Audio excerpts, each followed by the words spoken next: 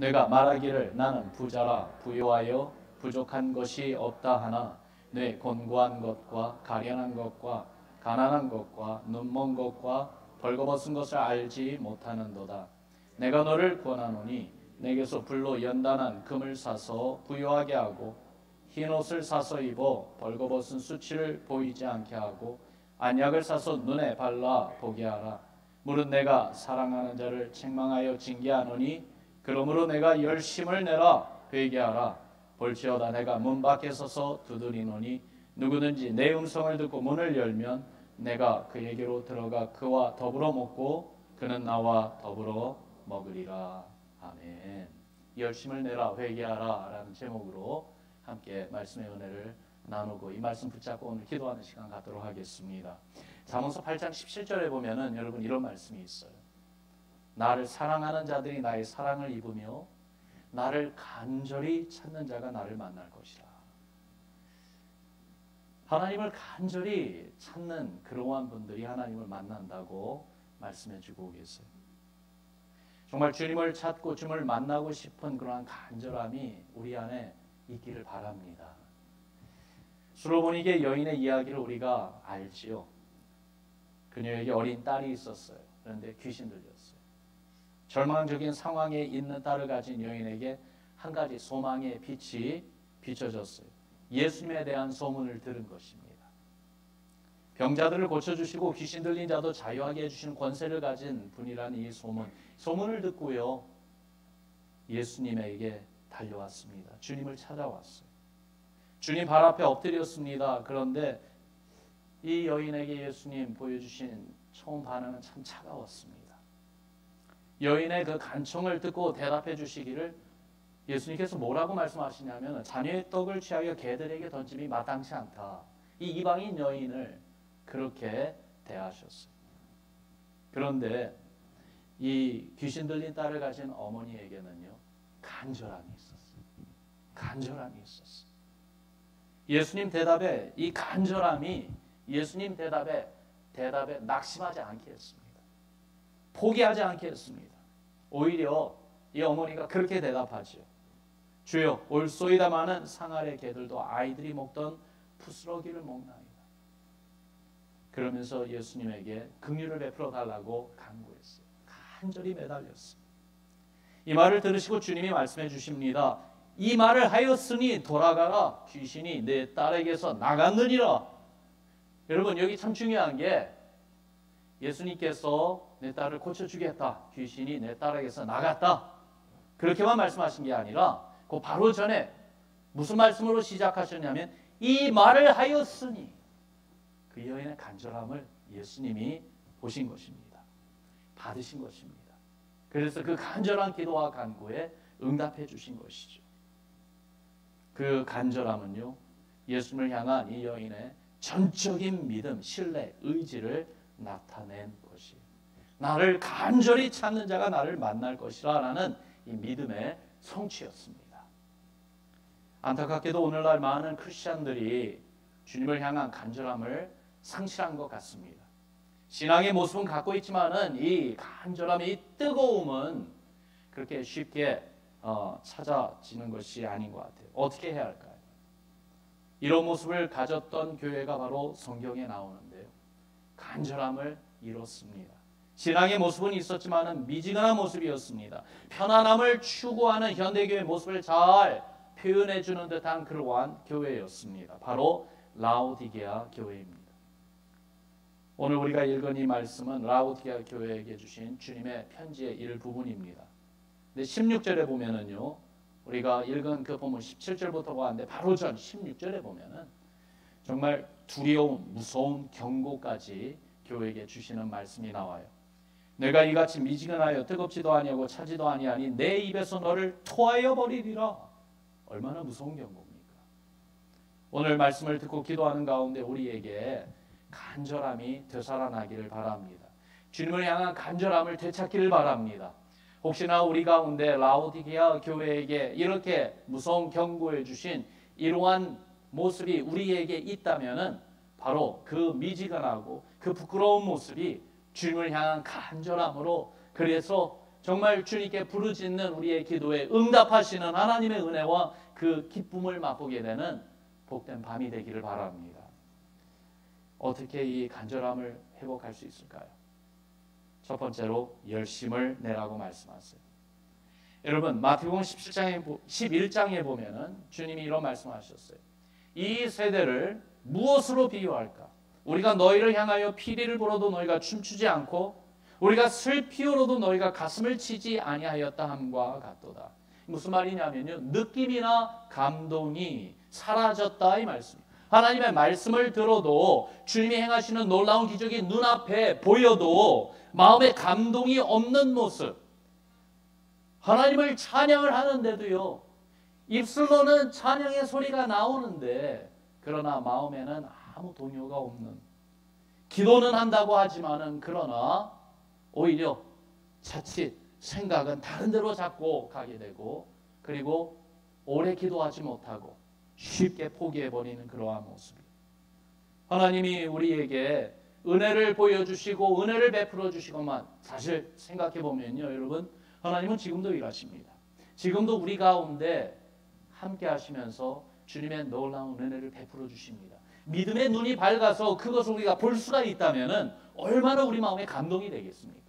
보이질 않으니까, 알지를 못하니까 주님의 은혜가 우리의 사방에 지금도 일어나고 있는데도 아무 감동도 없고 감사도 없고 그렇게 열정은 사라져가고 있는 그러한 모습은 아닌가 생각해 봅니다. 라오디게아 교회가 있던 도시, 이런 영적인 모습을 보여주는, 감동이 없고 그냥 밋밋한 그런 모습을 보일 수밖에 없었던 그 원인을 보여주는 정말 특이한 지형적인 모습이 거기에 있었습니다.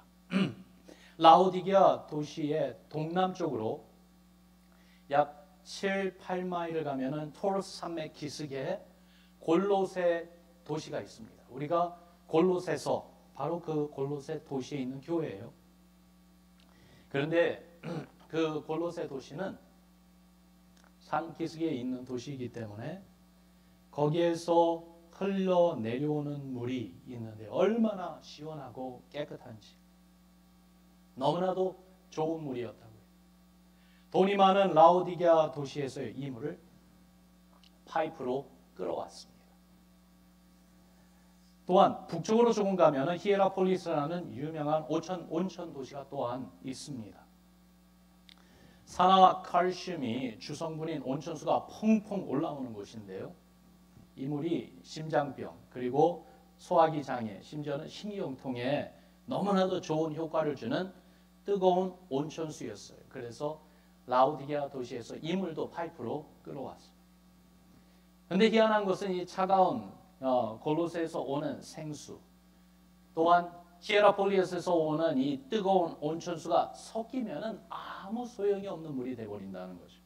마실 수 있는 생수의 가치도 이렇게 되고 온천수의 효력도 이렇게 된다는 것이, 이처럼 세상의 부와 죄의 유혹에 신앙이 섞이게 되면은, 타협하는 그런 신앙을 갖게 되면은 영적 감동, 열정, 모든 것이 다 사라지는, 형식은 있고 껍데기 모습은 있는데 그러나 알맹이는 사라져버리는 그러한 모습으로 남는다는 것이죠. 라오디게아 교회의 신앙 상태의 모습이었습니다. 우리는 어떻습니까? 우리 신앙, 우리 기도의 현 주소는 어디입니까? 간절함과 열정이 아직도 살아 있습니까? 어제 전도사님에게 이런 말씀을 들었어요. 지난 토요일 우리 어저께부터 지금 시작된 어린이 여름성경학교 VBS 이 준비로 여러 봉사자들이 나와서 토요일 오후에 바쁜 시간을 보냈다고 합니다. VBS 준비 때문에 여러 가지 프롭도 만들고 데코레이션도 만들고 하면서요, 그렇게 분주하게 한나절을 보내고 저녁 시간이 되었을 때 이제 몸도 지치고 그리고 집에 가야 되는 시간이었는데, 지난 토요일 날 저녁에 특별한 그런 은혜 시간이 준비됐잖아요. 찬양과 기도의 밤 예배, 바로 그 시간이 다가왔어요. 그래서 그 봉사자분들이요 그렇게 생각했대요. 잠시 참석했다가 일찍 가야지 이렇게 생각했다고 합니다. 큰 기대는 안 하셨던 것 같아요. 그런데 그날 밤 찬양과 기도의 시간은 여러분 뜨거웠습니다. 간절했습니다. 열정과 열심으로 주를 찬양하고 기도하는 은혜의 시간이었고요. 주의 성령이 우리에게 주시는 기쁨과 감동이 참 많았습니다. 그래서 이 BBS 준비에 열심히 봉사하셨던, 그래서 몸도 지치고 그리고 집에 빨리 가고 싶었던 그분들이요, 이 찬양과 기도의 밤 그 시간을 통해서 영적으로 충전이 되고 육체적인 피로도 해소가 되는 너무나도 귀한 하나님의 은혜를 체험했다는 그러한 보고를 해주시더라고요. 얼마나 감사한지요. 간절한 마음으로 열심을 내며 주님을 만나는 것이 정말로 소중합니다. 육체적으로 지치고 힘들어도 영적으로 정말 어떻게 보면 고갈된 그러한 상태에 있었던 것 같더라도 예수님 만나고 정말 주님 안에서 우리의 간절한 소원을 응답하시는 그 주의 은혜를 맛보게 되면은요, 미지근한 신앙이 다시 한번 뜨거운 열정으로 열심을 내며 하나님을 향하여 더욱더 큰 헌신으로 나아가는 귀한 살아있는 생명이 충만한 신앙으로 변화되는 줄 믿습니다. 19절을 보면은요, 미지근한 신앙으로 감동과 감격을 잃어버린 교회에게 주님이 강하게 권고하고 계세요.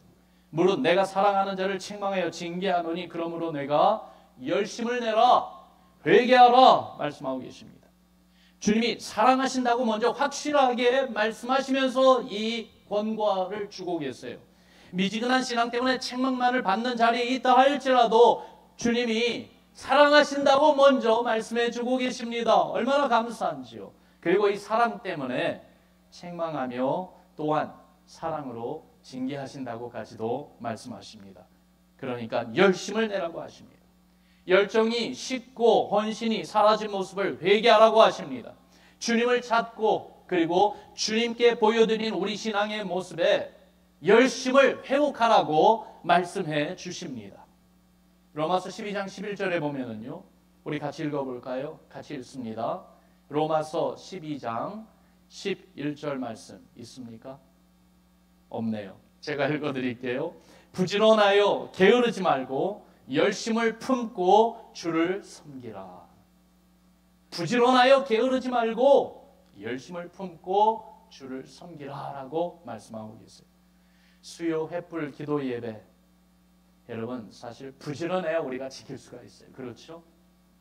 열심을 품어야 마음에 있는 기도의 횃불을 이거를 지킬 수가 있어요. 안 그러면은 쉽게 꺼져버리더라고요. 그렇게 기도로 주를 섬기고 주님의 교회를 우리가 섬겨왔습니다.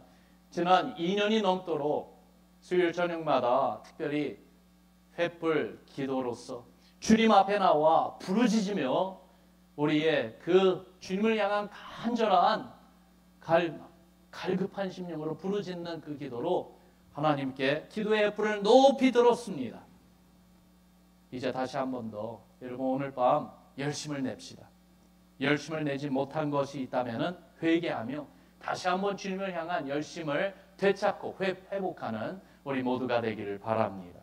열심을 되찾고 주를 향한 간절함을 회복하기 위해서 여러분 나 자신의 상태를 정직하게 보고 그리고 또한 인정해야지만이 됩니다.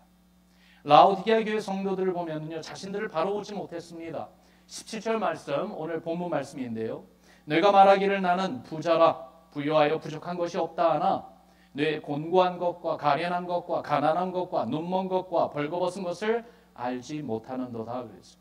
주님 보시기에는 너무나도 가난하고 가련한 모습이었건만 그들은 스스로에 대해 그렇게 생각하지 않았어요. 자기들은 이만하면 괜찮다 그렇게 생각했어요. 부자라고 여겼어요. 부족함이 없다고 생각했죠. 그도 그럴 것이 라오디게아 도시는 물질의 풍요로움을 즐기는 도시였다고 그래요. 우리가 사는 이 실리콘밸리처럼 말입니다. 세계적 IT 산업의 중심지로서 좋은 회사에서 일하면서 넉넉하게 사는 것처럼 라오디게아 도시 역시 그렇게 부자들이 많았대요. 그리고 재정적으로 얼마나 탄탄했으면은 역사 기록을 보니까 서기 61년에 큰 지진이 일어났어요. 도시 약 반 이상이 크게 파괴되었다고 합니다. 그런데 외부의 도움을 하나도 받지 않고 자신들의 힘으로 다시 재건할 수 있는 그러한 힘을 보여줬던 도시래요.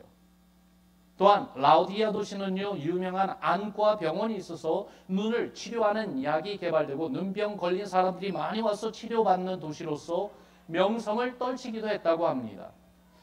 의류 제조 사업도 발달했어요. 라오디게아 도시의 그 옷 패션이 그 당시 로마 제국의 그 패션을 이끌어갈 정도였다고 합니다. 그러니 얼마나 세상적으로 보면은 부유하고 넉넉하고 그리고 많은 사람의 부러움의 모습이었겠습니까? 겉으로는 정말 남부러울 곳이 없는 풍요롭고 만족스러운 삶을 살고 있는 이 도시에 있는 교회, 그것들 때문에 그랬는지 성도들의 신앙에 파고 들어온 이 세속주의, 물질주의로 인해서 예수님이 보시기에는 너무나도 가난하고 또한 눈멀었고 벌거벗은 모습이었다는 것이죠. 스스로 부유하다 하지만 실제로는 영적 자만과 교만에 빠져있는 안타까운 상황이었어요. 여러분, 그 내용을 우리 자신에게도 비춰봐야 됩니다. 라오디게아 교회 이야기가 우리 이야기가 되기 쉽기 때문에 그렇습니다. 우리도 세속주의, 물질주의 유혹 가운데 늘 살고 있어요. 자칫 영적 자만에 빠지기 너무 쉽습니다. 그러면 영적 갈급함을 잃고 있지는 않는지요? 매달리는 간절한 기도가 더 이상 필요로 느껴지지 않는 가운데 살고 있지는 않은지요? 이런 이야기가 있어요. 장님이 한밤중에 등불을 켜고 길을 가고 있었습니다. 아무것도 보이지 않는 사람에게 밤에 웬 등불이 필요합니까? 자기 자신을 위한 것이 아니라 상대방을 위한 것이었어요. 그래서 혹시나 자기가 걸어오는 것을 보지 못하고 부딪히는 그러한 일이 일어나지 않도록 등불을 켜고 밤에 걸을 때는 꼭 불을 가지고 걸었던 사람이었습니다. 그런데 한 번은 예기치 않게 밤에 걸어가는데요, 누가 와서 자기와 부딪혀버린 거예요. 장님이 화가 났어요. 여보시오, 나는 장님이요. 그런데 당신은 두 눈을 뜨고서 내가 갖고 있는 이 등불이 보이지 않소? 그러니까요, 상대방이 그렇게 말하더란 거예요. 아이고, 안타깝네요. 선생님이 들고 계신 그 등불의 불은 꺼진 지 오래됐습니다. 저 못 봤습니다. 여러분, 우리 안에 성령의 불이 꺼져서는 안 됩니다. 18절 말씀 우리 같이 읽읍시다.